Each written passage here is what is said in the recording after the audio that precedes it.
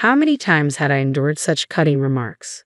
It seemed as though my worth was constantly questioned, my abilities scorned. I had entered into marriage with sincere affection, believing in the promise of happiness together. But as time wore on, that love faded into the ether. Instead, my husband's authoritative demeanor grew more pronounced with each passing day, burdening me even with the care of his own mother. I found myself teetering on the precipice of both physical and emotional exhaustion. If this trajectory persisted, I feared for my sanity. Yet in my darkest moment, an unexpected beacon of support emerged. My own mother-in-law, the very person whose care had become an additional weight on my shoulders. I'm happy to rewrite it for you. My name's Mary Wagner, and I'm 30 years old. After finishing university, I landed a job at a publishing company. However, I bid farewell to my career upon tying the knot, embracing the role of a full-time housewife. Friends often express their envy, assuming I must lead a charmed life. How fortunate you are to be a homemaker. Your husband must be quite successful, they remark. But the truth is, my married life lacks the joy they envision. In fact, it feels more akin to a descent into the depths of despair. The root cause of my unhappiness. My husband Jack. Our paths crossed in the workplace, and after 2 years of courtship, we exchanged vows. Jack, 3 years my senior, possessed a reserved demeanor, and we weren't exactly the epitome of affectionate partners. Nonetheless, I was drawn to his steadfast sense of self and mature demeanor. I envisioned a tranquil, content life together. That was my hope, at least.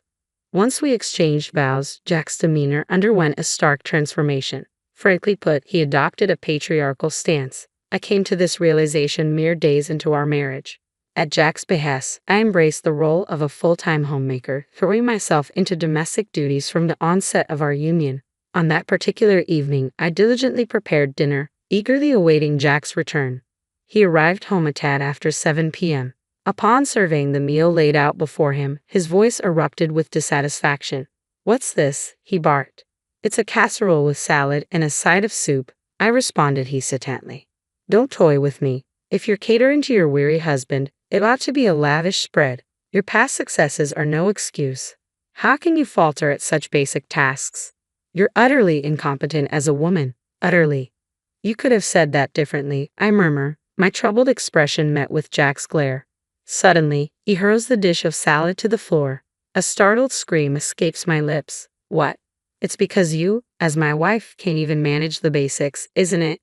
Jack interjects sharply. "I made my expectations clear. There's no need to disrespect the food like that." "Shut up. Instead of making excuses, use that deficient brain of yours to consider how to better fulfill your role as my wife, you fool." It's the first time I've been called that. Sure, I've faced reprimands from my parents, arguments with my brother and friends, but never have I been subjected to such cruelty, especially from the man I love. It's only been a few days since our wedding. I never imagined he would react so harshly over a dinner choice. Nevertheless, as a housewife, I remain financially reliant on him. I can't risk defying my husband. As a newlywed, my utmost desire is to avoid upsetting him. Since that incident, I've been tiptoeing around him, careful not to trigger his anger. I meticulously ironed every piece of laundry, prepared the simplest of meals like loaded potato soup, and seasoned side dishes to perfection. Not a single hair must be left on the floor. Under this constant pressure, my nerves fray. Yet his patriarchal control only tightens. "There's a crease in this shirt sleeve. Can't you see?" he berates. "I am sorry. I'll iron it right away," I stammer. "I'm already running late for work." "You're always so slow," he complains. "I'll hurry," I assure him. "You won't have time. You're insufferable in the morning." "How much more do you want to upset me, you incompetent woman?" he snaps. "I'm sorry. Truly deeply sorry. I apologize," my voice trembling. Whenever I erred, I instinctively lowered my head in apology, a practice enforced by my husband. Depending on the gravity of my mistake, the depth of my contrition varied. Sometimes a mere bow would suffice for forgiveness, but for more serious transgressions, kneeling was required. And in moments of repeated mistakes, he would ominously present me with a completed divorce document. It's astonishing how quickly one can become accustomed to such treatment. After a year of enduring this cycle, I began to internalize a sense of utter worthlessness. Yet I couldn't bear the thought of divorce, especially in my current state of unemployment. I couldn't shatter my parents' joy over our marriage by admitting to such a failure, especially not after such a short time. The prospect of enduring perpetual reprimand from my husband filled me with despair for the future. As usual, I was in the midst of preparing dinner, anticipating his return. My daily ritual involved completing the meal by 7 p.m., ensuring it was ready for him to enjoy whenever he arrived.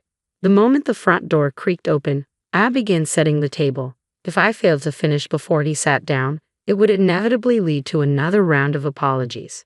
Typically, my husband would take his seat in silence, but on this particular day, something felt different. As he loosened his tie, he initiated a conversation. "Mary, we're moving to my parents' house this weekend." I paused, puzzled. "Your parents' house? You mean your mother's place?" He nodded. "Yes, that's correct." "Have everything packed by then?" I couldn't help but inquire, "Why the sudden change, Jack? You've always been adamant about not returning to your parents' house." His icy stare silenced my probing, and after a momentary pause, he spoke. "My mother had a fall, and living independently has become too challenging for her." My concern surged. "We should go to her immediately. She's been in the hospital for a week. We'll move once she's discharged this weekend," he explained. "I understand now," I replied quietly. "But why the sudden change? You've always resisted returning to your parents' home." "Can you guess why?" he remarked with a chilling edge. "I can't deny the allure of potential inheritance," he confessed, his tone betraying a hint of satisfaction. "You see, my father was an ordinary man, but my mother's family is wealthy. She has a substantial amount of money." "What does that have to do with her current situation?" I questioned. His lips curled into a calculating smile. "If I play the devoted son during this ordeal, perhaps I'll be in line for a significant inheritance. If we, as a couple, rush to her side, I'm confident she'll be inclined to bestow the entire inheritance upon us."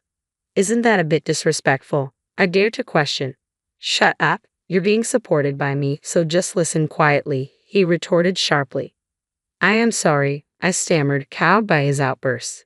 The air was thick with tension as his words echoed in the room, leaving me feeling small and powerless. Instinctively, I offered my usual apology. With a triumphant air, he declared, "Listen, from now on, you'll be taking care of my mother. You'll work as a maid in my parents' house for the rest of your life." I faltered at his words. Is that what you mean?" I ventured to ask, but he cut me off sharply. "Don't argue. Who do you think is providing for your current lifestyle? It's all thanks to me, isn't it? Depending on how well you care for my mother, our inheritance could be affected. So don't neglect your duties. Understand?" Pressured to respond, I murmured softly, "Yes." His satisfaction evident, he flashed a smug smile before beginning his meal. Forcing me into the role of caregiver solely for the sake of his mother's inheritance, my husband doesn't regard me as his wife. To him, I'm merely a housemaid. Though I was aware of this truth, hearing it explicitly was a jolt to my senses. Yet I lacked the courage to challenge him. In a way, I felt as though I had been brainwashed, my own aspirations erased. The following day, following my husband's orders, I started packing our belongings. A week later, as directed by him, we relocated to my mother-in-law's residence, coinciding with her discharge from the hospital. On the day of her discharge, Jack didn't show up at the hospital, citing work obligations. Consequently, I was the one accompanying my mother-in-law home. During our journey back, she offered an apology. "Mary, I'm truly sorry. It's because of me that you're going through all of this. Don't worry about it. As a housewife, if I can lend you support while being at home, then nothing could be more important." I reassured her. "Thank you. But are you not bothered by how sudden this all is?" she inquired. "Well, the packing was a bit rushed, I suppose," I admitted. "I can imagine. Even I was taken aback by Jack's decision to move in with us. I wonder what prompted him to do this so abruptly." "Mary, have you heard anything?" she pressed. "No, I haven't heard anything," I replied softly. It wasn't surprising that my mother-in-law found the situation peculiar. Jack had always harbored a dislike for her, often expressing his grievances with remarks like, "She's a nuisance and I'd rather not be around her." Yet he swiftly moved in with her upon her hospitalization, driven by the prospect of her inheritance. To be honest, I was startled by Jack's sudden change in behavior. However, I couldn't bring myself to disclose the truth to my mother-in-law. Striving to maintain composure, I concealed my inner turmoil. Thus began my life as a caregiver, navigating the unfamiliar responsibilities alongside the household chores in the spacious family home. Even amidst our return to his parents' residence, Jack's domineering demeanor remained unchanged, subjecting me to verbal abuse almost daily. In my mother-in-law's absence, there was no respite from the demands of housekeeping and caregiving, and my days were consumed with ceaseless activity from dawn till dusk. This routine persisted for about a month until one day, while I was attending to my mother-in-law's needs, she expressed her concern. "Mary, have you lost weight again?" "No, no, please don't worry about it, Mother," I reassured her. "Are you certain? I noticed the same thing when you first moved in. You seemed much more fatigued compared to when you were newlywed," she remarked. She was correct. Over the course of our year and a half of marriage, I had shed 15 pounds. It wasn't due to skipping meals, but rather a diminished appetite and a lack of leisurely dining time. My mother-in-law discerned the changes in me, ones that even Jack hadn't noticed. Simply that acknowledgement eased some of my loneliness. Wanting to alleviate her concerns, I mustered a smile. "Don't fret over me, Mother. Just sharing these conversations with you each day brings me joy." "Mary, let's steer away from this gloomy talk. Shall I attend to your other hand, Mother?" I suggested, attempting to lighten the mood. "Oh yes, please," she responded. Just as I began to assist her, my phone abruptly rang. "It seems to be Jack," my mother-in-law observed, causing my body to stiffen. Jack insisted I answer his calls promptly. However, with a wet towel in hand, I couldn't respond immediately. Yet I knew any delay would provoke his anger. Utilizing my elbow, I managed to tap the answer button and switched the call to speaker. "Hello," I greeted hesitantly. Instantly, a barrage of angry shouts erupted from the other end of the line. "Hey, don't play games. Why did you answer immediately?" Jack demanded furiously. I'm sorry. I was a bit preoccupied," I stammered, bracing myself for his wrath. "What? A maid should answer on the first ring. But I was occupied and couldn't," I explained. "Didn't I always tell you not to talk back? You're so frustrating. Why are you so incapable?" Jack's voice seethed with anger. I'm sorry," I apologized meekly. "Are you ensuring the old lady is properly cared for? The inheritance hinges on your performance. Do you understand?" he pressed. Being humiliated in front of my mother-in-law filled me with shame. Jack continued to hurl insults, branding me incompetent and bothersome before abruptly ending the call. Following Jack's tirade, a weighty silence engulfed the room. It was my mother-in-law who broke it. "Mary, was that Jack? Does he always speak to you like that?" Yes, but it's my fault. I am incompetent," I admitted quietly. "What nonsense is that? You're such a kind and wonderful girl, Mary," she reassured me with sincerity. "Mom, I can't ignore this, Mary. It's time to take a stand." "Huh." My mother-in-law then proposed a plan. Following her lead, I gathered all of Jack's belongings and deposited them in the yard before locking the front door. Together, we awaited Jack's return. Several hours passed before we heard noises from the entrance. It was likely Jack, but the locked door remained impassable. Ignoring the intercom's persistent chimes, I followed my mother-in-law's instructions. Eventually, my phone began to ring. It was Jack. Switching the call to speaker, I answered, "Hello." He began shouting immediately, "Hey, stop playing games. Open the front door this instant." "I can't do that." "What? What do you mean?" "This is your mother's directive." Unable to grasp the situation, he continued to shout, "Stop messing around and open it now." In response, my mother-in-law's voice rang out, cold and resolute. "The one who's messing around here is you, you fool." "Mom, I always knew you were distant, but I never imagined you would treat your wife like this." "No, that's not. I sensed something was amiss when you suddenly moved in to exploit your wife and rely on inheritance. How could you lead such a disgraceful existence?" my mother-in-law admonished. "No, that's not true," Jack protested. "What's not true? I have no intention of leaving you any inheritance. If you understand, get lost. This is my house. You will never be allowed back in." Flustered by my mother-in-law's accusations, Jack began pounding on the door. Through the phone, I could hear him pleading, "Please, do something. I have an ally in my mother-in-law. I won't be manipulated any longer," I declared with resolve. Addressing Jack firmly over the phone, I stated, "I want a divorce. I can't continue with you any longer." "What? What are you saying?" he exclaimed in disbelief. "Enough. I refuse to remain married to a man like you any longer. I refuse to squander my life. I refuse to sacrifice my own happiness for yours, I declared resolutely. D. Don't be ridiculous. You can't live without me, Jack protested. There's nothing I can't handle. No matter how difficult it may be, it's preferable to being with you. I will conquer any obstacle. I no longer require your presence in my life. I refuse to tolerate garbage like you, I retorted firmly.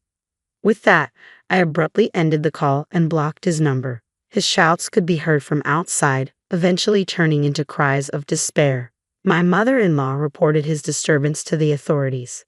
Due to his disruptive behavior, he was escorted away by the police. Using the divorce papers he had previously provided, I initiated formal proceedings to end our marriage. Additionally, I pursued legal action against him for the mental and physical anguish he had caused me. With my mother-in-law's support as a witness, the legal proceedings progressed smoothly. After compensating me with a lump sum, Jack's savings were depleted. Furthermore, his employment was terminated by his company upon discovering his police record, relegating him to a lower position. Naturally, my mother-in-law declined to leave her inheritance to Jack. After consulting with a lawyer and honoring my mother-in-law's wish to entrust everything to me, it was agreed that she would transfer approximately $1 million to me annually. I continue to provide care for my mother-in-law in her home. It's the least I can do for her now. Mary, I'm deeply sorry for always burdening you. Even after divorcing Jack, you're still here caring for me. Why do you say that, Mom? I should be the one thanking you. Truly, I feel blessed to have a daughter like you. The feeling is mutual. Let's continue to support each other, all right? My life alongside my mother-in-law is now filled with more joy than I could have imagined. I'll strive to do everything within my power for her until the end of her days.